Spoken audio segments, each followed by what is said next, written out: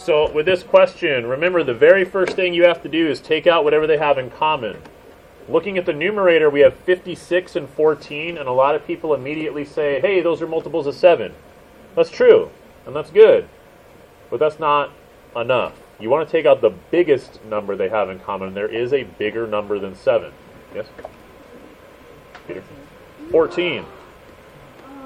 These are not only multiples of 7, they are multiples of 14, and if you do that, you get 4c minus 1.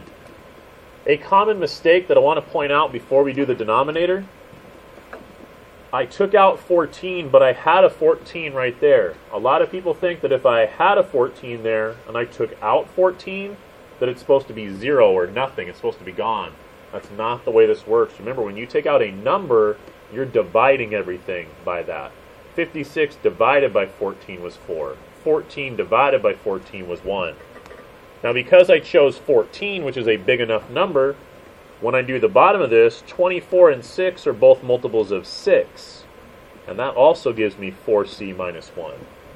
So now that I know that I'm supposed to take out that 14 on top, this makes it a lot more understandable because they are the exact same thing. They're gone. That leaves me with 14 over 6, which is a fraction I can reduce to make 7/3. You still have to do the excluded values at the end. Take your denominator that was here. It said 6 times 4c minus 1. And you're going to set it equal to 0. But the number 6, I can't solve this for 0. There's no variable there. So really all I'm doing is solving this piece. If I add 1 to both sides and then divide by 4, I get my only excluded value. C cannot equal 1/4. What a lot of people did at the beginning is they only took out 7 on top, and let me show you why that doesn't work and show you how you can tell that it doesn't work. If you took out a 7 on top, you would say 56 divided by 7 is 8c, and 14 divided by 7 is 2.